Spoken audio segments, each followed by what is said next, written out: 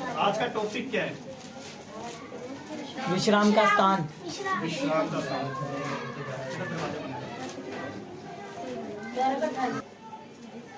पढ़ दीजिए। ये सब परिश्रम करने वालों और बोझ से दबे हुए लोगों, मेरे पास आओ, मैं तुम्हें विश्राम दूंगा। बस अब ध्यान से सुनना। यीशु ने यहां पर एक बात कही है जो मत्ती 11:28 में, ये वचन और यूहन्ना 3:16, ये वचन हमें बाइबल खोलने की जरूरत नहीं है, हम सबको याद है ना? सबको याद है। लेकिन आज परमेश्वर का वचन हमें क्या सिखाना चाहता है, ये पवित्र आत्मा को बताएगा। क्या लिखा है? हे सब परिश्रम करने वालों, ध्यान से सुनना। परमेश्वर ने एक स्थान बनाया था, परमेश्वर ने एक जगह बनाई थी, एक जगह तैयार करी थी, और उस जगह का नाम विश्राम था। ध्यान से सुनना, वचन क्या कह रहा है? एक स्थान था, एक जगह थी जो परमेश्वर ने बनाई थी, और उस जगह का नाम था विश्राम। मनुष्य के लिए उसने तैयार करी थी, और जब तैयार करी, उस मनुष्य को उस जगह पर रख दिया,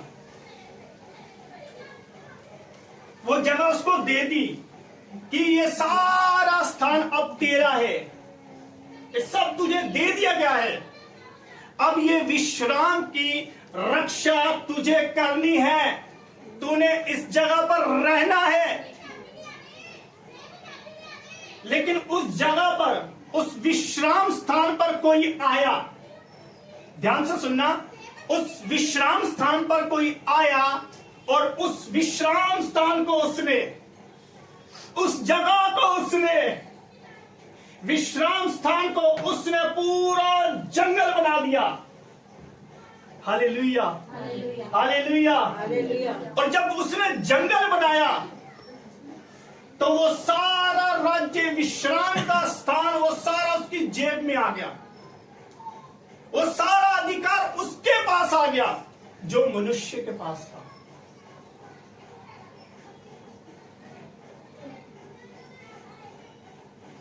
और जब उसने सारा विश्राम का स्थान छीन लिया, उसके बाद यीशु आया। ध्यान से पढ़िए, फिर से पढ़िए। हे सब परिश्रम करने वालों, यीशु ने उस टाइम पे बोला, हे सब, ध्यान से सुनिए, यहां पे ये नहीं बोला हे सब, यहां पर सिर्फ एक जने की बात नहीं हो रही, हे सब लोगों, संसार के लोगों, संसार की दुनिया के लोगों, यहां पर आओ, मैं तुम्हें विश्राम देना चाहता हूं। जो परिश्रम करना चाहता है, जो मेहनत करना चाहता है, वो मेरे पास आए, मेरे पास आए। आगे, और बोझ से दबे लोगों, अब ध्यान से सुनना, जो मेरे पास आना चाहता है, पहली बात, वो बोझ से दबा हुआ है, वो बीमारियों से दबा हुआ है, कष्टों से दबा हुआ है, अंधकार से दबा हुआ है, श्राप से दबा हुआ है। और यीशु ने बोला, मेरे पास आओ, यानी कि तुम बोझ से दबे हुए हो, तुम परेशानियों में, डिप्रेशन में हो, चिंताओं में, इसके लिए तुम्हें मेरे पास आना पड़ेगा, तुम्हें आना पड़ेगा, क्योंकि तुम बोझ से दबे हुए हो, हारे हुए हो। अगर तुम बोझ से दबे हुए नहीं होते तो यीशु आपको इनवाइट नहीं करता, आपको नहीं बुलाता, कभी नहीं बुलाता। उसको पता आप बोझ से दबे हुए हो, क्योंकि वो सारा राज्य, वो सारा अधिकार, विश्राम का स्थान किसी ने छीन लिया था, किसी ने ले लिया था। और जब यीशु आया उसने बोला अगर तुम्हें विश्राम चाहिए, तुम्हें अधिकार चाहिए, उसके लिए तुम्हें मेरे पास आना पड़ेगा। आगे क्या लिखा है? मेरे पास आओ, मैं तुम्हें विश्राम दूंगा। मैं तुम्हें विश्राम दूंगा। यीशु इसलिए आया है कि आपको वही स्थान पर फिर से लेकर जाए, वो विश्राम स्थान पे फिर से लेकर जाए, वो अधिकार आपको फिर से देने पाए। वो अधिकार सिर्फ एक के पास था, एक को दिया हुआ था, आदम को दे रखा था, लेकिन जब विश्राम स्थान छीन लिया, यानी कि परमेश्वर की उपस्थिति, परमेश्वर के साथ रहना, परमेश्वर के साथ बात करना, वो उसने अधिकार छीन लिया। और छीनने के बाद यीशु ने कहा विश्राम स्थान पर आओ।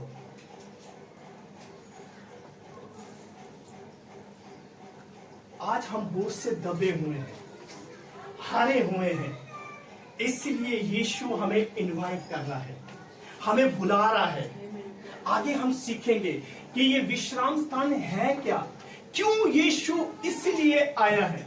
अब ध्यान से सुनिए, यीशु इसलिए आया है। परमेश्वर ने दाऊद को बोला, ध्यान से सुनना, परमेश्वर ने दाऊद को बोला, हे दाऊद, तू मेरे लिए मंदिर कभी नहीं बना सकता, तू मेरे लिए चर्च कभी नहीं बना सकता, तू मेरे लिए भवन कभी नहीं बना सकता। क्यों? ऐसा क्यों हो गया? वो तो परमेश्वर के करीब रहने वाला व्यक्ति था, परमेश्वर के दिल के अनुसार रहने वाला व्यक्ति था। ऐसा क्यों हो गया कि परमेश्वर ने उसको मना कर दिया, तू मंदिर कभी नहीं बना सकता, तू चर्च कभी नहीं बना सकता, मेरा भवन कभी नहीं बना सकता? क्यों? वो परमेश्वर के करीब रहने वाला व्यक्ति था। क्या हुआ ऐसा? उसने बोला तेरा बेटा बनाएगा, तू नहीं बनाएगा।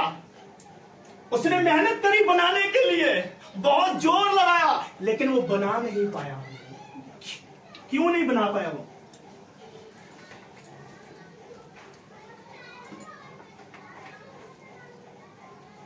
क्यों नहीं बना पाया? परमेश्वर के करीब रहने वाला था। आज बहुत से लोग हैं जो परमेश्वर के करीब है, लेकिन वो मंदिर नहीं बना पा रहे, परमेश्वर का भवन नहीं बना पा रहे, वो विश्राम स्थान में नहीं जा पा रहे, क्योंकि बाइबल बताती है वो एक जंग का व्यक्ति था, लड़ने वाला व्यक्ति था। अगर आपके अंदर भी दुख, परेशानियां, डिप्रेशन, चिंता है, तो आप कभी भी परमेश्वर का मंदिर नहीं बना सकते। इसलिए उसने कहा सुलेमान बनाएगा, और सुलेमान के टाइम में देखो एक भी लड़ाई नहीं हुई नहीं हुई। क्यों? वो शांति का राजकुमार बन गया, शांति का राजकुमार, और उसके राज्य में एक भी लड़ाई नहीं हुई। इसलिए उसको बोला गया विश्राम स्थान, यानी कि खुश रहने वाला, आराम से खाने वाला, परमेश्वर की उपस्थिति में रहने वाला, उसके साथ चलने वाला, उसको बोला जाता है विश्राम स्थान। Hallelujah, hallelujah, hallelujah. ऐसे ही वो हमें भी रखना चाहता है। और ये कितनी खूबसूरत बात है। एक परमेश्वर का दास था, और लिखा है पहला अनुग्रह उसी के जीवन में आया, परमेश्वर की दृष्टि उसके ऊपर आई, उसका नाम था नूहा। हालेलुया। परमेश्वर ने कहा एक बोट बना, एक जहाज बना, और उसकी लंबाई, चौड़ाई, सब कुछ परमेश्वर ने बता दी उसको। और जब वो नाव तैयार कर रहा था, उन लोगों को चिल्ला रहा था, हेलो सुनो, बारिश होने वाली है, मैं जो तुम्हारे लिए नाव बना रहा हूं, जो मैं तुम्हारे लिए जहाज तैयार कर रहा हूं, तुम सब लोग आओ, ऊपर से बारिश आने वाली है, पानी आने वाला। क्यों? लोगों ने सुना नहीं था कि पानी क्या होता है, क्योंकि उस समय पर ओस से ही सब कुछ सींचा जाता था, खेती बाड़ी होती थी। लेकिन जब उसने बोला कि ऐसा होने वाला है, लोग कह रहे पागल हो गया, बे बुड्ढे तू पागल हो गया क्या? मी तो हमने सुना नहीं, बारिश तो हमने सुना नहीं, तू क्या बोली जा रहा है? वो बनाता जा रहा है, विश्राम स्थान बनाता जा रहा, वो नाव और कुछ नहीं है, वो विश्राम स्थान था, वो बनाता जा रहा। वो सारे देख रहे, अरे बुड्ढा पागल हो गया, अरे ये क्या करके मानेगा, ये क्या, ऊपर से बारिश होने वाली है, बारिश का तो कभी नाम ही नहीं सुना, ये क्या कर रहा है? ये क्या बोल रहा है? और लिखा है जब उसने नाव तैयार कर दी, उसने बोट बना दी, उसने तब भी कहा तुम आओ आओ आओ आओ आओ आओ। और जब बारिश होने लग गई तब लोग देखने लगे, अरे बाप रे ये बारिश कहां से हो रही है, ये क्या होने लगा। लगता जो बुड्ढा बोल रहा था वो सही बोल रहा था। हम तो सोच रहे हैं ये सटिया गया है, पागल हो गया, बड़ाऊ हो गया। ऐसा क्या हुआ? जब बारिश आने लग गई तो उसने आवाज लगाई, अभी भी आ जाओ मेरी नाव में। लेकिन लिखा था नाव अंदर से बंद हो गई और साथ जितने लोग थे नूहा के वो सब अंदर चले गए और विश्राम कर रहे। Hallelujah hallelujah. कितने दिन तक वो रेस्ट करते रहे अंदर, और जो बाहर थे, जो बुड्ढा हो गया करे, हे नाना जी द्वार खोल दो, हम आना चाहते। बेटा खोलना तो चाहता हूं लेकिन क्या करूं, द्वार अंदर से बंद है, बाहर से बंद है, मैं नहीं खोल सकता। Hallelujah hallelujah hallelujah. आज हम क्या कर रहे हैं? हम भी ये बोट बना रहे हैं। ये बोट बन रही है, एक कलीसिया बोट है। हालेलुया। ये कलीसिया बोट है, ये विश्राम स्थान है। अब कहीं से भी घूम कर आओ, दुनिया की चिंता, घर की चिंता, डिप्रेशन, है ना, और मुंह पे भी हमारे 12 बज जाते हैं। दूर से पता चलता है दुखी व्यक्ति आ गया, परेशान व्यक्ति आ गया, डिप्रेशन में है, चिंता में है ना, हमारी शक्ल से ही दिख जाता है। लेकिन जब हम यहां आते हैं तब हम एकदम से विश्राम स्थान में आता, सब कुछ उड़ जाता है। अरे बाप रे, एकदम से मैं कैसे बदल गया, एकदम से कैसे बदल गया। हालेलुया। आज विश्राम स्थान पर परमेश्वर हमें लेने के लिए आया है, हमें इनवाइट कर रहा है, हमें बुला रहा है। हम भी तो लोगों को यही बोल रहे हैं, हम नाव बना रहे हैं, हम कलीसिया बना रहे हैं, तुम आओ विश्राम स्थान में आओ। वो क्या होता है? यीशु कौन है? कौन सी नाव है ये? हमें भी लोग कह रहे हैं पागल है ये लोग, पागल है, हमेशा यीशु यीशु यीशु और कोई काम ही नहीं इनको। 24 घंटे यीशु यीशु। अरे ये कौन सा यीशु? हमारे भी तो है, हम तो दिन में एक बार ही करते हैं, ये तो 24 घंटे लगे। अरे ये तो वेले है, वेले ही एक दिन तुम्हें विश्राम स्थान में पहुंचाएंगे। Hallelujah hallelujah.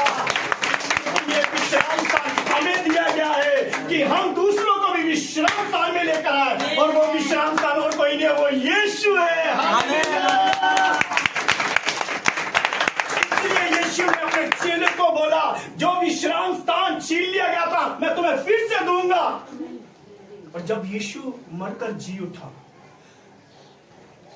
जब यीशु मरकर जी उठा, उसके बाद ये अधिकार हमें दिया गया है कि हम फिर से उस राज्य में आए, फिर से हम उस कार्य में आए, फिर से उस वाटिका में आए, फिर से उस पवित्र स्थान में आए, फिर से विश्राम स्थान में आए जो जंगल बन चुका था। और फिर से वो वाटिका लग चुकी है, फिर से लग चुकी है वो वाटिका।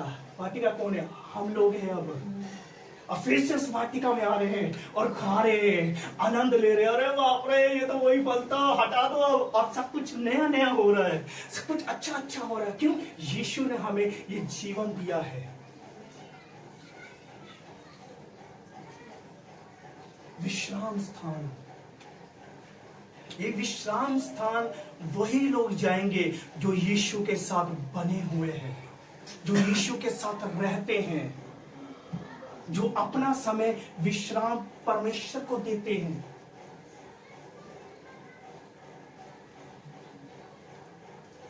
लेकिन इस विश्राम स्थान में ध्यान से सुनना, जब नूहा उस बोट से दोबारा उतरा, ध्यान से सुनना, वो विश्राम स्थान था, लेकिन जब वो बाहर आया फिर से डिप्रेशन आ गया, फिर से चिंता आ गई। लिखा है फिर से गड़बड़ियां पैदा होने लग गई। वही विश्राम स्थान दोबारा से फिर जंगल बनने लग गया। फिर से पढ़ेंगे हम, फिर से पढ़ेंगे, पढ़िए। हे सब परिश्रम करने वालों और बोझ से दबे हुए लोगों, मेरे पास आओ। मेरे पास तुम्हें आना पड़ेगा। आमीन।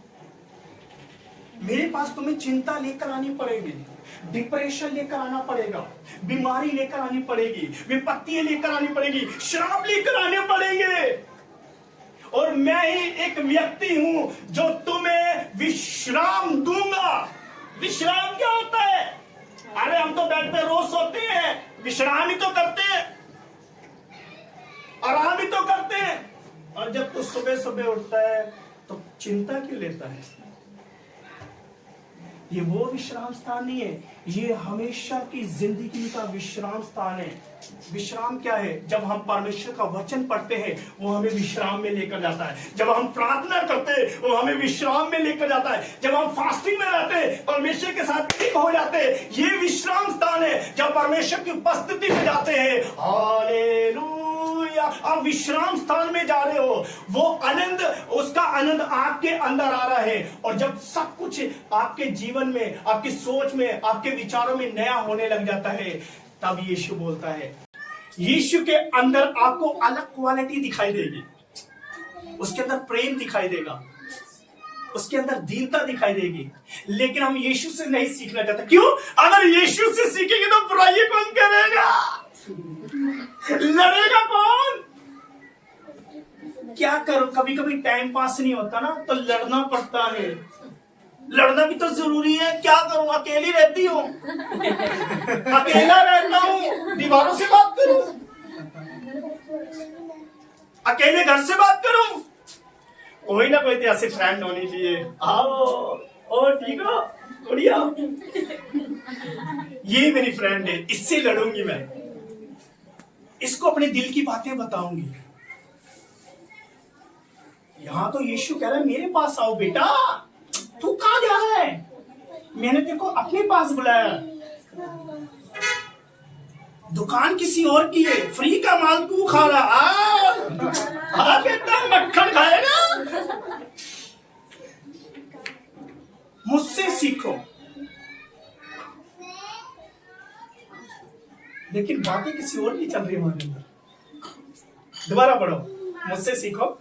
मुझसे सीखो क्योंकि मैं नम्र और मन में दीन हूँ। जब तक आप यीशु से नहीं सीखोगे ना, आपके अंदर नम्रता नहीं आएगी, दीनता नहीं आएगी। अब हम चर्च में दिखाते हैं, ओ धन्यवाद यीशु, ओ धन्यवाद, मेरे अंदर बहुत नम्रता है। जब कोई गुस्सा करता, अच्छा मेरी नम्रता देखेगा।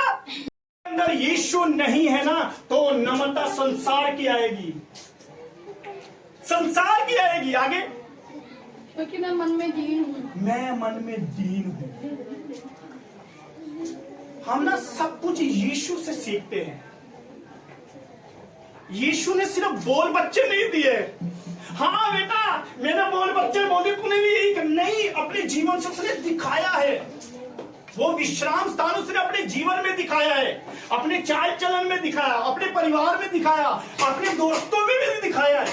हाँ, दोस्तों में भी दिखाया है, 12 प्रेरितों के अंदर दिखाया है।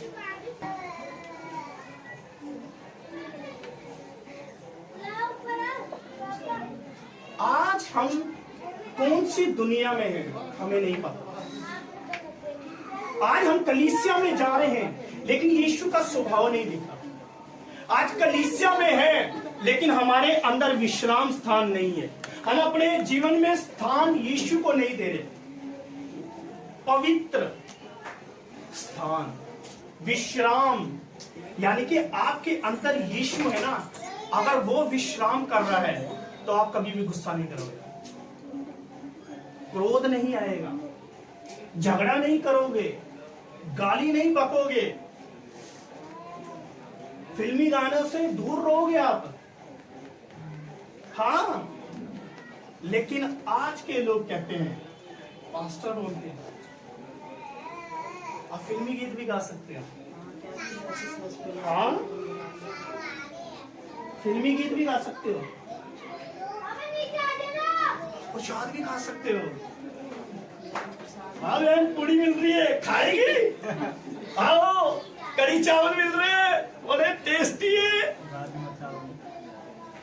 हाँ, विश्वासियों को देखा है मैंने, विश्वासियों को देखा है। अरे बहन क्या करो, पैसे नहीं है जेब में, फ्री का मिल रहा है तो खाना पड़ेगा, खाना पड़ेगा, क्या करो, बहुत तेज भूख लग रही है। अरे बाप रे, वो भूख यही मिटेगी, घर पे जाके नहीं मिटेगी।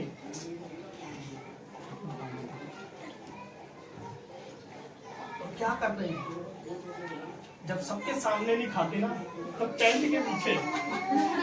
कोई देखो ना। हाँ। कहाँ है ये यीशु का विश्राम स्थान?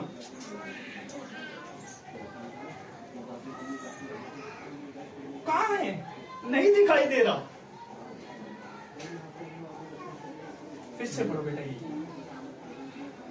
क्योंकि मैं मन में दीन और नम्र हूँ और तुम अपने मन में विश्राम पाओगे। ध्यान से सुनिए, अब फिर से कह रहा है यीशु, ध्यान से सुनिए, फिर से कह रहा है, तुम अपने मन में क्या पाओगे? विश्राम पाओगे। मन के अंदर, क्योंकि मन के अंदर बहुत बातें होती है, मन के अंदर विश्राम पाना है।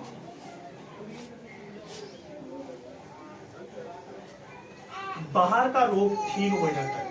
ध्यान से सुनना, अगर हम डॉक्टर के पास जा रहे ना, बाहर का रोग है तो वो जल्दी ठीक हो जाएगा, लेकिन जो अंदर का घाव है ना, जो अंदर की चीजें हैं, उसको बहुत टाइम लगता है। उसको दवाइयों की जरूरत नहीं है, दवाइयों की जरूरत है ही नहीं उसको।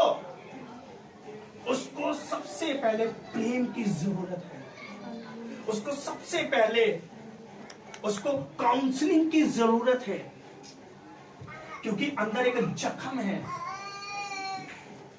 और वो जख्म और कोई नहीं, यीशु ही ठीक कर सकता है। Hallelujah, hallelujah, hallelujah.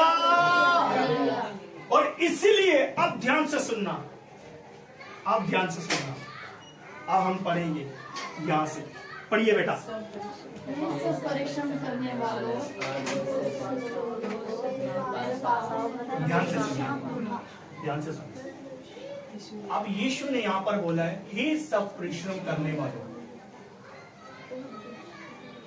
सोचिए, हे सब परिश्रम करने वालों, यानी कि हम इस लिस्ट में थे, तभी तो बोल रहा है हे सब परिश्रम करने वालों, यानी कि ये अधिकार तुम्हारा था, ये जीवन तुम्हारा था, मैंने तुम्हें दिया था, और इसलिए फिर से बोल रहा है हे सब परिश्रम करने वालों,